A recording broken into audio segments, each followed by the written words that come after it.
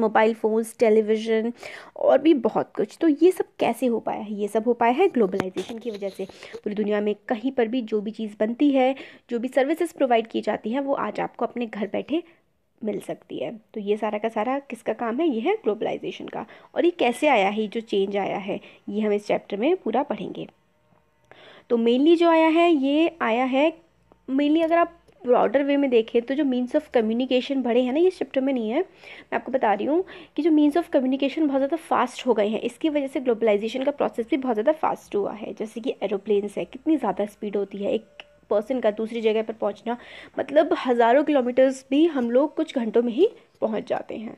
तो अब यहाँ से स्टार्ट करते हैं कि जो प्रोडक्शन है वो अक्रॉस कंट्री किस तरीके से हुआ।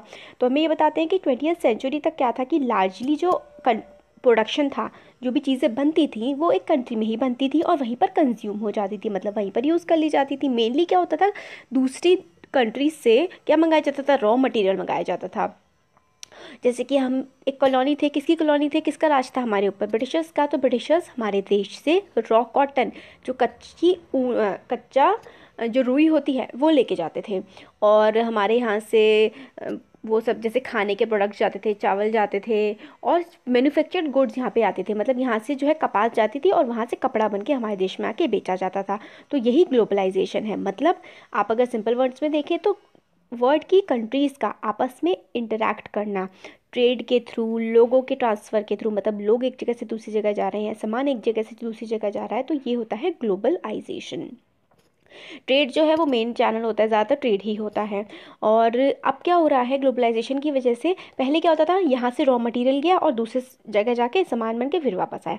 अब क्या होने लगा है कि जो कंपनियां हैं वही उठ के दूसरे देशों में जाकर के खुलने लगी हैं, और ऐसी कंपनीज को हम कहते हैं मल्टीनेशनल कंपनीज। मतलब एक देश है, सपोज करिए यूएसए की बहुत सारी कंपनीज हैं जो आज हमारे देश में वर्क कर रही हैं। आप जैसे देख लीजिए मैकडोनल्ड्स है, मैकडोनल्ड्स हमारे देश का नहीं है, डोमिनोज हमारे देश का नहीं है, पूमा हमारे देश का नहीं है, कितने सारे मतलब जो ब्रांड्स आज हमारे देश में, मगर वो हमारे देश के नहीं है, तो वो क्या है यहाँ पर? वो मल्टीनेशनल कंपनीज है। मल्टी मतलब बहुत सारे, नेशनल मतलब देश, तो मल्टीनेशनल कंपनीज, ऐसी कंपनीज जो बहुत सारे देशों में अपना वर्क करती हैं। आप जैसे देख लीजिए, आप फेसबुक यूज़ करते हैं, गूगल यूज़ करते हैं, ट्विटर करते हैं, ये कहाँ के? सारी ये यूएस की कंपनी है। और भी जैसे कि आप अगर मारुति सुजुकी, तो सुजुकी, मारुति कहाँ की है? मारुति इंडिया की कंपनी है। सुजुकी कहाँ की है? सुजुकी जापान की। हम कितने सारे चाइनीज़ आइटम यूज़ करते हैं, और हो सकता है आप जो आज फ़ोन यूज़ कर रहे हैं ना, उसका कोई ना कोई पार्ट जो है, कोई ना कोई इक्विपमेंट चाइना में ज़रूर ही मैन्युफैक्चर हुआ होगा। तो यही ग्लोबलाइजेशन है कि हम पूरे वर्ल्ड में मैन्युफैक्चर्ड गुड्स आज यूज़ कर रहे हैं। तो ये इसमें आगे बताया कि और ऐसा क्यों होता है कि भाई अपने देश में नहीं कर रहे हैं वो काम, दूसरे देश में आगे कर रहे हैं। ये ज़्यादातर होता है डेवलप्ड देश, मतलब जो विकसित देश हैं वो काफ़ी ज़्यादा महंगे होते हैं, उससे विकसित देशों से, डेवलप नेशन से लोग उठ करके डेवलपिंग नेशंस में आते हैं। जैसे हमारी देश है, हमारी कंट्री एक डेवलपिंग कंट्री है, विकासशील देश है। तो इसमें क्या है, लेबर की कॉस्ट काफ़ी ज़्यादा सस्ती है, मतलब जो काम करने वाले लोग हैं, जो सर्विस सेक्टर में लोग होते हैं, वो काफ़ी कम पैसों में काम कर लेते हैं। मान लीजिए अगर कोई आज यहाँ पे आप देख लीजिए, इंडिया का जो है कोई भी लेबरर है, कोई एक इंजीनियर है इंडिया का, वो 25,000 की नौकरी कर रहा है, और 25,000 में कंपनी उससे पूरा वो उतना ही काम करवा रही है जो अगर वो यूएस में वो काम करवाएगी तो शायद वो 1 लाख से भी ज़्यादा सैलरी देगी, अगर हम रुपयों के टर्म्स में बात करें तो इस तरीके से वो कंपनीज इसलिए छोटे देशों में आती हैं, या फिर छोटे देश कहना सही नहीं होगा, डेवलपिंग नेशंस में आती हैं, ताकि उनका खर्चा कम हो सके। तो ये मेन रीज़न होता है मल्टीनेशनल कंपनीज़ का एक देश से दूसरे देश में जाने का। तो ये बताया गया है इस वाले बॉक्स में कि मैक्सिको, ईस्टर्न यूरोप और चाइना, इन सब देशों में, बड़े बड़े देशों की जैसे कि यूनाइटेड स्टेट्स ऑफ अमेरिका और ऑस्ट्रेलिया और आप कनाडा, यूके, इन सब कंट्रीज़ की जो फैक्ट्रीज़ हैं और एमएनसीज़ हैं, वो सारे के सारे देशों में जा कर के अपना प्रोडक्शन कर रही हैं। क्यों? क्योंकि वो सारे देश, डेवलपिंग नेशंस जो है वो सस्ते पड़ते हैं। अब हमारे देश में कॉल सेंटर्स का हब है, क्यों? क्योंकि यहाँ पे बहुत ज़्यादा चीप लेबर मिल जाती है। मतलब वही कॉल सेंटर में एक इंसान 12,000 रुपये में काम कर लेगा, और इनके अपने देश में वो 40,000 में भी करने के लिए तैयार नहीं होगा, इसलिए आउटसोर्सिंग हो रही है। और यही सारी की सारी मल्टीनेशनल कंपनीज़ हैं जो दूसरे देशों में जाके वर्क कर रही हैं।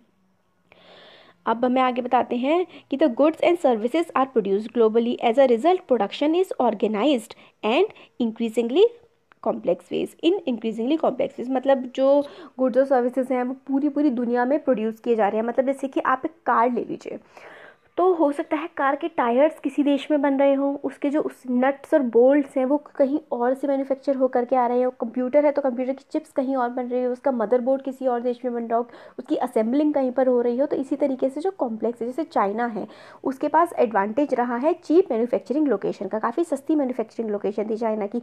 मैक्सिको, ईस्टर्न यूरोप, ये भी जो है इनका जो फ़ायदा है कि मार्केट से बहुत ज़्यादा पास है, जैसे कि यूएस और यूरोप से मैक्सिको यूएस से बहुत ज़्यादा पास है, ईस्टर्न यूरोप जो है बाकी वेस्टर्न यूरोप से ज़्यादा पास पड़ता है, इसलिए ये मैन्युफैक्चरिंग हब बन गए।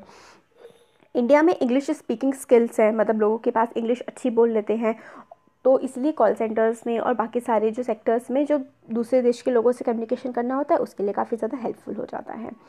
अब इंटरलिंकिंग प्रोडक्शन अक्रॉस कंट्रीज़, अब जो प्रोडक्शन है वो किस तरीके से लिंक होता है वो हमें बताया गया है। तो इसमें एमएनसी का जो प्रोडक्शन सेटअप होता है वो मार्केट के पास करते हैं ज़्यादातर लोग, और क्यों, मतलब स्किल्ड लोग, जैसे कि मान लीजिए कोई इंजीनियर है वो एक स्किल्ड है, जो अनस्किल्ड लेबर होता है सामान ढोने वाला काम हो गया, और जब बता दिया जाए कि भाई इस डब्बे को यहाँ से डब्बे की चीज़ों की डब्बों में पैकिंग हो गई, ये सारे अनस्किल्ड लेबर के काम होते हैं।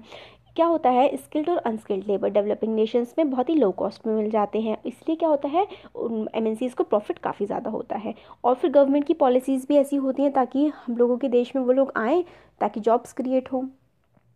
तो फिर इसमें हमें बताया गया है कि money that is spend to buy assets such as land, building, machines और अदर दूसरे जो इक्विपमेंट्स होते हैं, इसको हम क्या कहते हैं, इसको हम इन्वेस्टमेंट कहते हैं।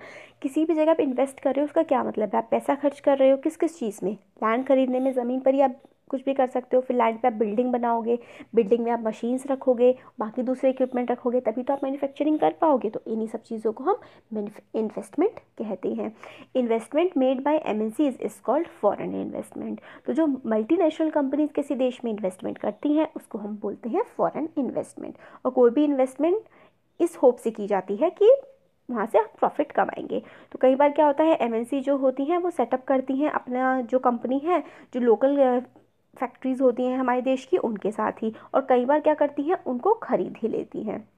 Benefit of the local company of such joint is two fold. और क्या होता है कि जो बेनिफिट होता है, जो लोकल कंपनीज़ होती हैं उनको काफ़ी इससे फ़ायदा भी मिलता है। एक तो ये होता है कि उनके पास पैसे की जो कमी होती है वो एमएनसी से उनको पैसा मिल जाता है, तो उनकी एडिशनल इन्वेस्टमेंट हो जाती है, वो नई मशीनें बाय कर लेते हैं, नए अच्छे अच्छे इक्विपमेंट्स बाय कर लेते हैं जिससे उनका प्रोडक्शन फास्ट हो जाता है। और ये है कि एक जो दूसरा बेनिफिट है एमएनसी का दूसरे देशों में आने का, कि एमएनसी अपने साथ नई टेक्नोलॉजी लेके आती है, लेटेस्ट टेक्नोलॉजी जो डेवलप्ड नेशन में यूज़ हो रही होती है वो एमएनसी डेवलपिंग नेशंस में अपने साथ लेके आती है। फिर देखिए इस फिगर में ये कह रहा है कि अब मैं यहाँ से जा रहा हूँ क्योंकि यहाँ पे बहुत ज़्यादा हायर वेजेस मांग रहे हैं और कह रहे हैं हमारी वर्किंग कंडीशन अच्छी रखो, तो अब मेरे को यहाँ पे एक्सपेंसिव पड़ रहा है, मैं यहाँ से छोड़ के किसी दूसरे देश में अब जाकर अपना बिजनेस करूँगा। तो इस टाइप से इस फिगर में ये दिखाया गया। फिर हमें एग्जांपल दिया है कि कारगिल फूड हुआ करता था, हमारे देश की कंपनी थी वो, उनके रेस्टोरेंट्स और काफ़ी सारे फूड पार्क्स और ये सब चीज़ें होती थी। फिर उसको किसी एमएनसी ने आकर के ख़रीद लिया और फिर अब वो सारे के सारे उसके वर्क चला रही हैं।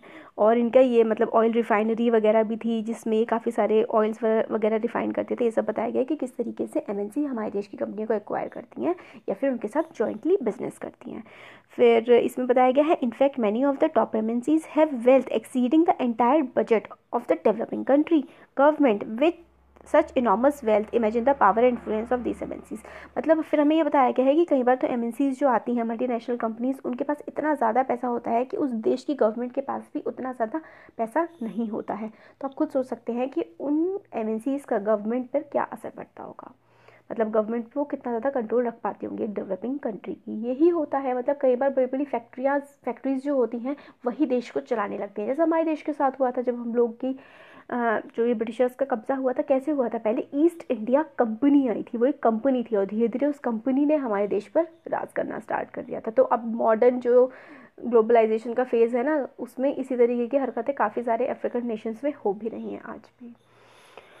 तो आगे हम ये बताते हैं कि अनदर वे जो है एमएनसी कंट्रोल करती है प्रोडक्शन को, वो किस तरीके से लार्ज एमएनसीज जो होती हैं डेवलप्ड कंट्रीज़ की, वो ऑर्डर प्लेस करती हैं प्रोडक्शन के लिए स्मॉल प्रोड्यूसर से। जैसे कि मान लीजिए एमएनसी है, काफ़ी बड़ी बड़ी डेवलपिंग नेशंस में कंपनियां खुली हुई हैं, वो छोटे देशों में, मतलब जैसे कि हमारे डेवलपिंग नेशंस है जिनकी इकोनॉमी कम होती है, ऐसे देशों को ऑर्डर्स प्रोवाइड करती हैं कि तुम इतना इतना सामान बना देना और हमारे पास पहुंचा देना। तो इस तरीके से भी एमएनसीज वर्क करती हैं, फिर अपना लेबल लगा देती हैं और पता नहीं 10 या 15 गुने दाम पर उसको बेचती हैं। आप देखिए जैसे जो लिवाइस की जीन्स है, ये कहीं ना कहीं हमारे देश में मैन्युफैक्चर हो रही है, उसी सामान से हो रही है, इस पर लिवाइस का टैग लग गया है और ये हो गई है, जो पहले अगर मान लीजिए आपको 1,000 की मिल जाती तो अब ये 6,000 की मिलेगी।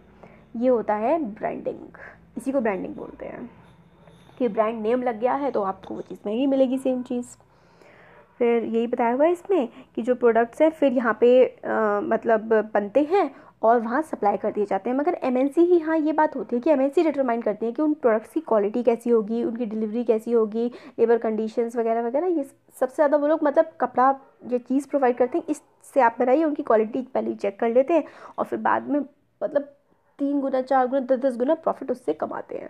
यही होता है एमएनसीज का। तो large MNCs have tremendous power to determine price, quality, delivery and labour conditions for these distinct producers. तो ये बताया गया है कि वही जो मतलब अपने देशों में बैठ करके जो डेवलपिंग नेशंस होते हैं वहाँ पर ऑर्डर्स देके काम करवाते हैं, फिर अपना टैग उस पर लगा देते हैं। फिर इसमें भी पूरा ये बताया गया है कि पार्टनरशिप कर लेती हैं कई बार एमएनसीज जो छोटे छोटे मतलब लोकल कंपनीज़ के साथ, और फिर अपना वर्क उनसे करवाती हैं। फिर as a result production in these widely disperse location is getting interlinked. मतलब जैसे एक मान लीजिए एक बड़ी कंपनी है, एक वो दूसरे देश में यूएस में सपोज करिए, और फिर हमारे देश की छोटी छोटी छोटी छोटी कई सारी कंपनीज हैं, वो इस बड़े देश की बड़ी कंपनी ने एक डेवलपिंग नेशन की काफ़ी सारी कंपनीज़ को काम दे दिया, क्वालिटी बता दी कि इस क्वालिटी का सामान चाहिए, उन्होंने उन्हें सपोज करिए शर्ट्स बनानी है, शर्ट्स का ऑर्डर दे दिया, काफ़ी सारे लोगों ने शर्ट्स बना दी जो छोटी छोटी कंपनीज थी और बना के उन लोगों को सप्लाई कर दी बड़ी कंपनी को, और उस बड़ी कंपनी ने अपना टैग लगा के बेच दी। ये होता है। तो इसमें अब हमें यही है कि फोर्ड मोटर्स का एग्जांपल दिया हुआ है कि फोर्ड मोटर्स जो है एक अमेरिकन कंपनी है, वर्ल्ड की सबसे बड़ी मोबाइल मैन्युफैक्चर प्रोडक्शन है, 26 कंट्रीज़ में बनाती है, और फिर 1995 में इंडिया में उसने ऑपरेशन स्टार्ट किया, और फिर महिंद्रा जो ग्रुप है उसके साथ उन्होंने चेन्नई में अपना मिल के कोलैबोरेशन में प्लांट लगाया था। 2004 तक Ford Motors 27,000 cars per year cell कर रही थी इंडिया में, और काफ़ी सारे जो एक्सपोर्ट्स भी, काफ़ी सारी जो कार्स हैं यहाँ इंडिया में मैन्युफैक्चर हो रही थी उसको काफ़ी सारे दूसरे देशों में एक्सपोर्ट भी किया जा रहा था। तो foreign trade and integration of markets, तो जो फॉरेन ट्रेड है और मार्केट का इंटीग्रेशन है वो कैसे चलता है वो हमें इसमें बताया गया है। स्टार्टिंग में बताते हैं कि हिस्टोरिकल टाइम से ही जो है मार्केट्स का आपस में इंटीग्रेशन रहा है।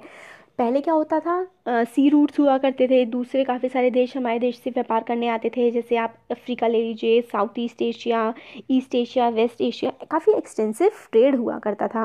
फिर इसी तरीके से जो ईस्ट इंडिया कंपनी हमारे देश में आई थी वो भी ऐसे ही सी रूट से आई थी। तो मतलब सामान तो पहले से ही ट्रांसफ़र एक जगह से दूसरी जगह हम कर रहे हैं, और आज जो है उसका थोड़ा दायरा ज़्यादा बढ़ गया है। यही है, प्रोड्यूसर्स जो है होते हैं वो अपने जो प्रोड्यूस को सेल कर सकते हैं, अब सिर्फ अपने लोकल मार्केट में नहीं बाकी पूरे वर्ल्ड के मार्केट में।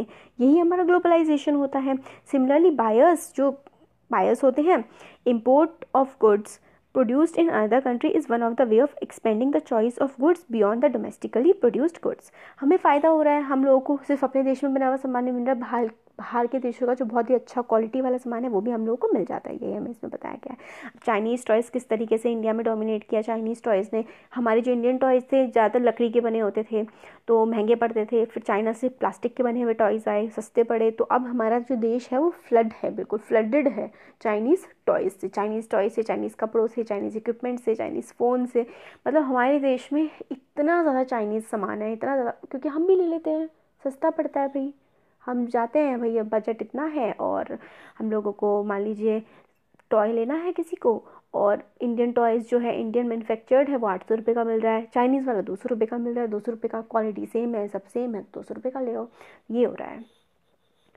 आगे देखते हैं भाई, इस तरीके से देशों को नुकसान भी होता है ग्लोबलाइजेशन से, किसी को फ़ायदा तो किसी को नुकसान। फिर यहाँ के कहते हैं कि in general with opening of trade goods travel from one market to another, choice of goods in the market rises. मतलब जैसे कि जो ट्रेड है वो बढ़ता है तो लोगों की को चूज़ करने का काफ़ी ज़्यादा मौका मिल जाता है, मतलब लोगों के पास चॉइस आ जाती है। जैसे अभी हमने टॉयज़ का देखा कि पहले तो हमारे पास सिर्फ हमारे देश की जो चीज़ें थी वही हम ले सकते थे, मगर अब तो क्या है, अब तो हमारे पास चॉइस है, अब तो हम बहुत सारे के सारे सामान जो है वो एक साथ जो हमारी मर्ज़ी करे वो हम सामान ले सकते हैं।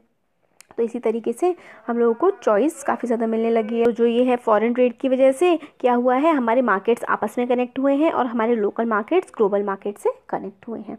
अब हमें बताते हैं कि व्हाट इज़ ग्लोबलाइजेशन। अभी ग्लोबलाइजेशन क्या होता है, कि ये मतलब कितना कुछ पढ़ लिया हमने। अब हम इसकी पर्टिकुलर डेफिनेशन हमें लोग बताते हैं कि हमें बताते हैं कि पास्ट 2 से 3 डिकेड्स में, देखिए एक डिकेड में 10 ईयर्स होते हैं, तो 2 to 3 डिकेड्स। अब तो ये 2006 की ब्रांडेड बुक है, अब तो 18 चल रहा है, तो आप 4 डिकेड्स मान लीजिए। लगभग 4 डिकेड से मतलब 40 साल से ज़्यादा एमएनसीज जो हैं वो पूरे वर्ल्ड में खुलती जा रही हैं। और इसकी वजह से क्यों खोल रहे हैं वो अलग अलग कंट्रीज़ में, क्योंकि ताकि उनका प्रोडक्शन जो है चीप हो जाए, सस्ता हो जाए। फॉरेन इन्वेस्टमेंट जो आता है एमएनसी से इन कंट्रीज़ में, वो काफ़ी ज़्यादा मतलब डेवलपिंग नेशंस में काफ़ी ज़्यादा बढ़ रहा है। और सेम टाइम में क्या हो रहा है, फॉरेन ट्रेड जो है कंट्रीज़ के बीच में भी काफ़ी ज़्यादा बढ़ रहा है। Large part of foreign trade जो है वो कंट्रोल किया जाता है एमएनसीज के द्वारा ही। मल्टीनेशनल कंपनीज ही एक एक्सपोर्ट इंपोर्ट करती हैं। एक्सपोर्ट का मतलब होता है अपने देश से सामान, जैसे हमारे देश का अगर एक्सपोर्ट है तो हमारे देश से सामान किसी और देश में जाएगा। सपोज करिए कपड़े, तो शर्ट्स जा रही हैं, ये एग्जांपल ले लेते हैं कि अगर हमारा देश सपोज करिए 100 शर्ट अफ्रीका को भेज रहा है वहाँ पर, तो इसका मतलब हमारा देश 100 शर्ट्स को एक्सपोर्ट कर रहा है। इंपोर्ट का मतलब होता है किसी, हम लोग सोना इंपोर्ट करते हैं काफ़ी ज़्यादा, हमारे देश में सोना नहीं होता है, कोलार माइन से, बहुत डीप माइन से, नहीं फ़ायदा होता है उसे निकालने में। तो इसलिए हम लोग सोना जो है वो अफ्रीका से इंपोर्ट करते हैं, मंगवाते हैं। तो इसी तरीके से जो हमारा जो फॉरेन ट्रेड है वो मोस्टली कौन कंट्रोल कर रहा है, एमएनसी। जैसे हमने फोर्ड मोटर्स के बारे में देखा कि फोर्ड मोटर यहाँ पे एक एमएनसी है और वो यहाँ पर भी बेचती है अपनी कार्स, और यहाँ से हमारे देश से एक्सपोर्ट भी करती है, बाहर भी बेचती है। तो यही इसमें आगे बताया गया है कि activities of most MNCs involve substantial trade in goods and services also. Services भी काफ़ी ज़्यादा एक्सपोर्ट और इम्पोर्ट की जाती हैं एमएनसीज के द्वारा। हमारे देश का जो एक्सपोर्ट है काफ़ी ज़्यादा एमएनसी उनको कंट्रोल करती हैं। ये है इसमें। फिर ये ग्लोबलाइजेशन इस फन, कितने मज़े आ रहे हैं ग्लोबलाइजेशन में। इस तरीके से जो वो है बिजनेसमैन ये बोल रहा है, फिर एक छोटी सी बच्ची बोल रही है कि ये हमारा वर्ड है जिसके साथ आप ये मज़े कर रहे हो और ये सही नहीं है, इसका मतलब इसके रेपरकशंस काफ़ी ख़राब हो सकते हैं, जो कि आज हमें देखने को भी मिल रहे हैं ट्रम्प साहब की तरह जो वो कर रहे हैं पूरी दुनिया के साथ। तो फिर इसमें अब ग्लोबलाइजेशन बताते हैं कि globalisation is the process of rapid integration और इंटरकनेक्शन बिटवीन कंट्रीज़। मतलब 2 कंट्रीज़ का आपस में मिलना, आपस में ट्रेड करना होता है ग्लोबलाइजेशन। और movement of goods, services, investment, technology and people is an example of globalisation. More and more services और गुड्स जो है, इन्वेस्टमेंट, टेक्नोलॉजी एक कंट्री से दूसरी कंट्री में मूव कर रही हैं, और यही होता है हमारा ग्लोबलाइजेशन। फिर अब ये वाला इसमें आगे बताया गया है कि movement of goods, services, investment, technology, इससे क्या होता है, देश और दुनिया जो है कनेक्टेड होती है। लोग भी एक कंट्री से दूसरी कंट्री में जाते हैं, मूव करते हैं बेटर किसके लिए, हमारे देश से लोग कनाडा, यूएसए, यूके जाकर क्यों बस रहे हैं, बेटर इनकम के लिए, ज़्यादा कमाई के लिए, अच्छी जॉब्स के लिए, बेटर एजुकेशन के लिए। इन सब चीज़ों के लिए कई सालों से और सदियों से लोग एक जगह से दूसरी जगह पर मूव करते आ रहे हैं। अब है factors that have enabled globalisation. अब किन फैक्टर्स की वजह से ग्लोबलाइजेशन का फ़ायदा हम लोगों को मिल पाया है। देखिए पहले मैंने आपको बताया था कम्युनिकेशन। अगर कम्युनिकेशन नहीं होती, शिप्स नहीं होते, एरोप्लेन्स नहीं होते, तो कोई पैदल थोड़ी ना चल के जाएंगे इतनी दूर, या बैलगाड़ी से भी नहीं जा सकते हैं। तो कम्युनिकेशन भी बहुत ज़्यादा इंपॉर्टेंट चीज़ है। और टेक्नोलॉजी, अब आप मेल करिए, आप यहाँ से अपने पड़ोसी को मेल करिए, या आप यहाँ से ऑस्ट्रेलिया, यूके, कनाडा को मेल करिए, आपको मेल पहुँचने में सेम ही टाइम लगेगा। एक ही जिसको भी मेल करना है आप उसको मेल कर सकते हैं। तो ये होती है हमारी technology. Rapid improvement in technology has been one major factor that has stimulated the globalisation process. तो रैपिड जो बहुत ज़्यादा एडवांसमेंट आया है टेक्नोलॉजी में, ये भी काफ़ी बड़ा फैक्टर है जिसकी वजह से डेवलपमेंट हुआ है ग्लोबलाइजेशन का। पास्ट 50 ईयर से ट्रांसपोर्टेशन की जो टेक्नोलॉजी है वो काफ़ी ज़्यादा इंप्रूवमेंट आया है, जिसकी वजह से जो डिलीवरी ऑफ गुड्स है वो काफ़ी ज़्यादा लॉन्ग डिस्टेंस पे भी आसान हो गया है, और कॉस्ट भी कम लगती है, पैसे भी कम लगते हैं। और इसमें आगे बोलते हैं कि even more remarkable have been the development in information and communication technology. IT industry काफ़ी ज़्यादा बढ़ गई है, जिसकी वजह से जो सर्विसेज की डिलीवरी है वो काफ़ी ज़्यादा आसान हो गई है, काफ़ी ज़्यादा रैपिड हो गई है। हम किसी को फ़ोन कर सकते हैं, तुरंत अपनी बात कह सकते हैं, और हम लोगों को ईमेल कर सकते हैं, किसी को भी व्हाट्सएप पे मैसेज कर सकते हैं, टेलीफोन, मोबाइल, फैक्स वगैरह सारे के सारी जो चीज़ें हैं वो मतलब बहुत ही ज़्यादा तेज़ी से हम अपना इन्फॉर्मेशन एक जगह से दूसरी जगह को पहुंचा सकते हैं। और अगर सैटेलाइट्स अच्छी हैं, सैटेलाइट्स कम्युनिकेशन अच्छा है और ऑप्टिकल फाइबर वगैरह अच्छे हैं, तो रूरल एरियाज़ में आज जो रिमोट एरियाज़ में भी हम लोग कम्युनिकेशन लाइंस बिछा पा रहे हैं। तो इसमें यही है पूरा आगे। फिर ये मतलब बोल रहा है कि अगर हम लोग के पास वो भी है, कंप्यूटर भी है, ईमेल भी है, सब कुछ है, इलेक्ट्रिसिटी ही नहीं है तो क्या मतलब हम कर पाएंगे। तो यही वाली बात है कि यूजिंग आईटी इन ग्लोबलाइजेशन। अब आईटी किस तरीके से हो रहा है कि मतलब आप यहाँ पर कोई काम करिए, आपने पूरी मैगजीन डिज़ाइन कर दी है अपने घर में बैठ करके, आप उसको मेल के थ्रू कहीं पर भेज दीजिए और कहीं और जाके की प्रिंट हो जाएगी। यही इसमें बताया गया है यूजिंग आईटी इन ग्लोबलाइजेशन की। लंदन की जो मैगजीन है वो यहाँ पर छप रही है, छप नहीं रही है मतलब यहाँ पर डिज़ाइन हो रही है, मेल कर देंगे, वहाँ पर जाके वो प्रिंट निकाल लेंगे। तो ये होता है ग्लोबलाइजेशन, क्योंकि यहाँ का जो लेबर है वो सस्ता है और इसलिए यहाँ पे वो अच्छी और क्वालिटी वही मिल जाती है। तो अच्छी अच्छी मैगजीन यहाँ पे डिज़ाइन कर देंगे सस्ते में और वहाँ पे उसकी प्रिंटिंग हो जाएगी। अब यह है liberalisation of foreign trade and foreign investment. अब फॉरेन ट्रेड और फॉरेन इन्वेस्टमेंट के जो लिबरलाइजेशन है, इससे हमारे देश पर क्या इफ़ेक्ट पड़ रहा है, अभी हमें ये देखना है। इससे हमारे देश पे थोड़ा सा अच्छा इफेक्ट तो नहीं पड़ रहा है, अच्छा भी पड़ रहा है और अच्छा नहीं भी पड़ रहा है। 1991 में जब लिबरलाइजेशन का प्रोसेस हमारे देश में स्टार्ट हुआ था तो काफ़ी सारी कंपनीज आई, लोगों के इनकम्स बढ़े, मगर हमारे देश की कंपनीज़ को काफ़ी ज़्यादा धक्का भी लगा। क्यों? क्योंकि अब टैक्सेस तो कम हो गए थे, बाकी दूसरे देशों को जो पे करने थे, तो वो लोग अपने सामान हमारे देश में फ्लड करने लगे, बहुत ज़्यादा भेजने लगे। तो जैसे कि चाइना है, चाइना इस तरीके से जो है टॉयज़ हम लोग को एक्सपोर्ट करता है और इंडियन मार्केट्स अब जो है काफ़ी ज़्यादा खुले हुए हैं। तो अगर हम लोग उन पर टैक्स लगाएं बाकी दूसरे जो देशों की चीज़ें हैं, तो इसको हम ट्रेड बैरियर बोलते हैं। मतलब tax on imports is an example of trade barrier. Import का मतलब बाहर से सामान मंगाना, अगर बाहर से मंगाए हुए सामान पे इम्पोर्ट लगाते हैं, वो टैक्स लगाते हैं, तो उसको हम क्या कहते हैं? ट्रेड बैरियर कहते हैं। क्योंकि एक गवर्नमेंट जो है वो रिस्ट्रिक्ट कर रही है फॉरेन ट्रेड को किसी भी देश में आने के लिए। इंडियन गवर्नमेंट ने इंडिपेंडेंस के बाद तो काफ़ी ज़्यादा बैरियर लगा रखे थे, मगर फिर 1991 में मैंने जैसे आपको बताया ये ट्रेड बैरियर हटा दिए गए और फिर उसके बाद काफ़ी सारी एमएनसीज हमारे देश में खुली हैं और अब काफ़ी ज़्यादा ओपन ट्रेड है हमारा। अब ये है रिमूविंग बैरियर्स और restrictions set by government is known as liberalisation. तो लिबरलाइजेशन क्या है? हमारे देश की गवर्नमेंट द्वारा बैरियर्स को, जो बैरियर का मतलब होता है जो भी दिक्कतें परेशानियां हैं, रिस्ट्रिक्शंस हैं, रोक हैं, उनको हटा देना। किस पर से? एक्सपोर्ट इम्पोर्ट पर से, वो होता है लिबरलाइजेशन। तो इसको अगर हम पॉइंट्स में देखें, tax on imports is an example of trade barrier, removing barriers और restrictions set by government is known as liberalisation. तो अब आता है हमारा क्या? अब आती है हमारा वर्ल्ड ट्रेड ऑर्गेनाइजेशन यानी कि डब्ल्यूटीओ। डब्ल्यूटीओ का एम क्या है? डब्ल्यूटीओ का एम है लिबरलाइज करना इंटरनेशनल ट्रेड को। So WTO aims to liberalize international trade, और ये मतलब ये चाहता है कि कोई भी ट्रेड बैरियर ना हो, सारा जो ट्रेड हो पूरे वर्ल्ड में, ट्रेड मतलब जो व्यापार हो पूरी दुनिया में, वो बिल्कुल फ्री हो। और डेवलपिंग कंट्रीज़, जो डेवलप्ड कंट्रीज़ के प्रोडक्ट्स हैं सस्ते सस्ते उन लोगों ने बना रखे हैं अपने टेक्नोलॉजी से, वो हमारे देश को फ्लड कर दे, वो चाहते हैं ऐसा, और हमारे देश की मैन्युफैक्चरिंग इंडस्ट्री ख़राब हो जाए।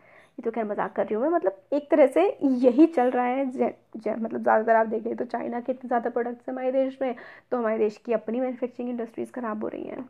खैर इसमें जो लिखा हुआ मैं बताती हूँ कि सारे के सारे मतलब ये लोग चाहते हैं डब्ल्यूटीओ वाले, वर्ल्ड ट्रेड ऑर्गेनाइजेशन की जो वर्ल्ड ट्रेड है वो एकदम फ्री हो जाए, कोई बैरियर वैरियर ना हो और एक सामान दूसरी जगह से बिना किसी टैक्स के जाता रहे। तो डब्ल्यूटीओ ने एस्टेब्लिश किया है इंटरनेशनल ट्रेड, मतलब ऐसे एक ऑर्गेनाइजेशन है जो ट्रेड को वर्ल्ड में लिबरलाइज करने के लिए वर्क करती है और इसके काफ़ी सारे मेंबर्स हैं। इसमें 160 लिखे हुए हैं मगर अराउंड 190 मेंबर्स हैं डब्ल्यूटीओ के। तो दो WTO is supposed to allow free trade for all, in practice it is seen that developed countries have unfairly retained trade barriers। WTO तो चाहती है कि सब ट्रेड बैरियर हटा दें, मगर डेवलप्ड जो कंट्री हैं उन्होंने ट्रेड बैरियर्स गलत तरीके से लगा रखे हैं और वो WTO के रूल्स को नहीं मानते हैं और इस पर काफ़ी ज़्यादा डिबेट चलती ही रहती है। डिबेट ऑन ट्रेड प्रैक्टिसेस, तो हाँ इसमें यह है कि मतलब आप लोगों ने डेवलप्ड कहते हैं डेवलपिंग से कि आप लोग हटाओ भैया जो आपने बैरियर लगा रखे हैं, और डेवलपिंग कहती हैं कि भाई आपने जो ट्रेड बैरियर लगा रखे हैं आप हटाओ। तो यही वाली चीज़ जो है चलती रहती है। अब इम्पैक्ट ऑफ ग्लोबलाइजेशन जो हुआ है इंडिया पे, अब हमें वो देखना है। इंडिया पे मतलब मिला जुला सा इफेक्ट हुआ है ग्लोबलाइजेशन का। अच्छा भी हुआ है, हम लोगों को चॉइस ज़्यादा मिलने लगी है कि हम कोई भी चीज़ जो पूरे वर्ल्ड में मिलती है वो अब हम लोगों को भी इजीली मिल सकती है। और फॉरेन से मतलब इन्वेस्टमेंट भी आया है, फॉरेन इन्वेस्टमेंट, जिससे हमारी कंपनीज़ जो है बूस्ट हुई हैं। टेक्नोलॉजी आई है दूसरे देशों से हमारे देश में, और हमारी लाइफ जो है वो काफ़ी कंपैरेटिवली आसान हो गई है। हम फ़ोन्स जो हैं हमारे देश की, तो जैसे लावा और लावा एक हमारे देश की फ़ोन की कंपनी और एक मोटोरोला थी, बट अब इतने ज़्यादा ये सारी चीज़ें चलती नहीं है। माइक्रोमैक्स लावा हमारे देश की थी, ऑलमोस्ट बंद सी हो गई हैं। हम चाइनीज़ या फिर कोरियन फ़ोन्स या फिर यूएस के फ़ोन्स, एप्पल और सैमसंग, और अब तो ओप्पो वीवो चल रहा है। ओप्पो वीवो तो चाइनीज़ कंपनीज़ हैं। तो ये टेक्नोलॉजी तो आ रही है हमारे देश में, इन्वेस्टमेंट भी आ रही है, मगर हमारे देश की जो हमारे देश की कंपनीज़ है वो इनके सामने ग्रो नहीं कर पा रही हैं। तो यही बात है, आपके चैप्टर इसमें भी, बुक में भी यही बताते हैं कि अब हमारे पास ग्रेटर चॉइस है, हमारी गुड क्वालिटी ऑफ लाइफ है, स्टैंडर्ड ऑफ लिविंग बढ़ गए हैं, और ये सारा फ़ायदा हुआ है, जॉब्स मिली हैं ग्लोबलाइजेशन की वजह से। मगर जो क्या है कि एमएनसीज जो हैं उन्होंने इन्वेस्टमेंट अपनी इंक्रीज़ करी थी, कहाँ कहाँ पर करी थी, cellphones, automobiles, electronics, software, fast food, और लोगों ने इसको ख़रीदा है। तो फ़ायदा हुआ है, हम लोगों की स्टैंडर्ड ऑफ लिविंग बढ़ी है।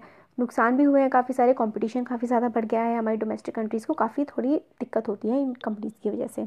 अब स्टेप्स टू अट्रैक्ट, क्या है देखिए, steps to attract foreign investment. Government ने क्या क्या काम किया है फॉरेन इन्वेस्टमेंट को अट्रैक्ट करने के लिए। तो एक होता है स्पेशल इकोनॉमिक जोन्स। अब स्पेशल इकोनॉमिक जोन्स क्या होते हैं, इसमें क्या करती है गवर्नमेंट, बहुत सारी अच्छी अच्छी फैसिलिटीज़ देती है कंट्रीज़ को, दूसरी कंट्रीज़ को, जैसे कि वर्ल्ड क्लास फैसिलिटीज़, मतलब इलेक्ट्रिसिटी होगी, water, road, transport, storage, education, और फ्लेक्सिबल गवर्नमेंट लॉज होंगे, मतलब गवर्नमेंट ज़्यादा परेशान नहीं करेगी, इनको अच्छे से बिजनेस करने देगी। लेबर लॉज बहुत ज़्यादा ढीले से होंगे, मतलब आप चाहे लेबर से ज़्यादा काम करवा लीजिए, हम आप पे कोई केस वेस नहीं चलने देंगे। इस तरह की जो चीज़ें होती हैं ये होती हैं स्पेशल इकोनॉमिक जोन्स में। इसमें टैक्स इंसेंटिव भी जनरली दिया जाता है, लगभग 5 साल तक आपको कोई टैक्स नहीं पे करना पड़ेगा, ये सारी की सारी चीज़ें। अब जो ग्लोबलाइजेशन से टॉप इंडियन कंपनीज़ को भी फ़ायदा हुआ है, क्योंकि उन्हें टेक्नोलॉजी मिली है। अब इंडियन कंपनीज़ भी, काफ़ी सारी ऐसी इंडियन कंपनीज़ हैं जो खुद एमएनसीज़ बन गई हैं, जैसे कि टाटा मोटर्स, इन्फोसिस और रेनबैक्सी। इन्फोसिस आईटी में है, टाटा मोटर्स ऑटोमोबाइल्स में है, एशियन पेंट्स जो है वो पेंट्स में, Sundaram fasteners, nut and bolts में। तो इंडिया की भी काफ़ी सारी कंपनीज़ हैं जो अब मल्टीनेशनल कंपनीज़ बन गई हैं। तो इंडिया को भी काफ़ी फ़ायदा हुआ है इंफॉर्मेशन टेक्नोलॉजी से। हमारे देश के लोगों को काफ़ी जॉब्स मिली है, हमारे देश के लोग दूसरे देशों में जाके काम करते हैं। तो इंडिया को इस तरीके से ग्लोबलाइजेशन से फ़ायदा हुआ है। अब राइजिंग कंपटीशन, ये इसमें है बॉक्स में कि ये जो एक पर्सन है इनकी फैक्ट्री थी, तो स्टार्टिंग में तो ये जो शायद मदरबोर्ड्स या ऐसी कुछ हाँ कंडक्टर्स कैपेसिटर्स बनाते थे, तो काम चलता था बढ़िया, इनको अपने एक्सपोर्ट वगैरह करते रहते थे, सारी कंपनीज़ को माल बेचते थे। फिर धीरे धीरे जब जो है लिबरलाइजेशन का प्रोसेस स्टार्ट हुआ 1991 से, फिर बाहर की कंपनी सस्ते कैपेसिटर बेचने लगी, तो इनकी कैपेसिटर की जो मार्केट है वो ख़त्म हो गई, और इनकी काफ़ी सारी दूसरी कंपनीज भी बंद हो गई।